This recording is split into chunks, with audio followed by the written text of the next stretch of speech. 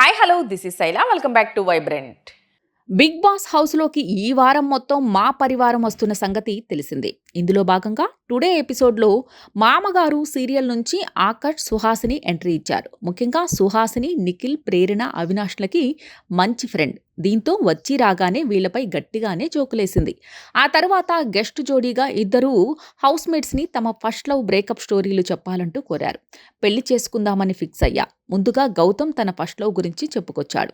కాలేజీలో ఉన్నప్పుడు నా ఫస్ట్ మేజర్ రిలేషన్షిప్ నడిచింది. చాలా సీరియస్ రిలేషన్షిప్లో ఉండే పెళ్లి చేసుకుందామని ఫిక్స్ అయిపోయా. ఎందుకంటే అంత ఇష్టం, అంత ప్రేమ ఉండేది. కానీ చాలా రీజన్స్ వల్ల అది జరగలేదు.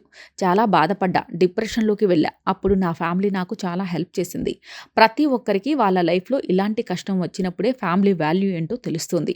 మనతో ఎవరు శాశ్వతంగా ఈ భూమి మీద ఉండటానికి రాలేదు. ఆ విషయాన్ని గుర్తుపెట్టుకుని లైఫ్ని చాలా హ్యాపీగా, జాలీగా గడిపేసుకుంటూ వెళ్ళాలని నేను అర్థం చేసుకున్నాను అంటూ గౌతమ్ అన్నాడు.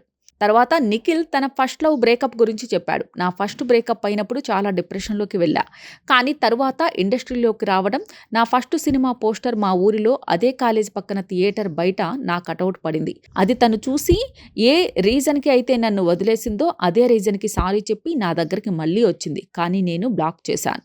సో సారీ, నాకు మీరెవరో తెలీదు, రాంగ్ నంబర్ అని బ్లాక్ చేశాను అంటూ తన ఫస్ట్ లవ్ స్టోరీ చెప్పాడు నిఖిల్.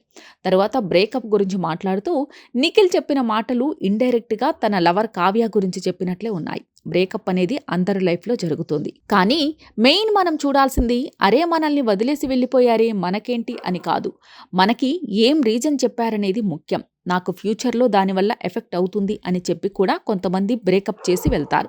ఉదాహరణకి, నా వల్ల నీకు ఏమైనా అవుతుందా అని నిన్ను వదిలేసి వెళ్తాను, నువ్వు హట్ అవ్వకూడదని. అలాంటి బ్రేకప్ చేసుకోకుండా సెట్ చేసి పక్కన నిల్చోబెట్టుకోవడమే మంచిది. నువ్వు ఎక్కడ హట్ అవుతావోనని వదిలేసి వెళ్ళడం ఈ జనరేషన్లో కరెక్ట్ అనుకోవడం లేదు అంటూ నిఖిల్ చెప్పాడు.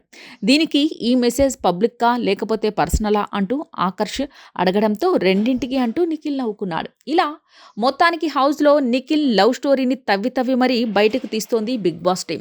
మరి బయటికి వెళ్ళిన తర్వాత నిఖిల్ పరిస్థితి ఎలా ఉంటుందో చూడాలి. నిఖిల్ ఊహించినట్లు తన లవర్ కావ్య మళ్ళీ యాక్సెప్ట్ చేస్తుందో లేక తన మాటపైనే ఉంటుందా అనేది చూడాలి. ఇలాంటి లేటెస్ట్ అప్డేట్ కోసం చూస్తూనే ఉండండి వైబ్రెంట్.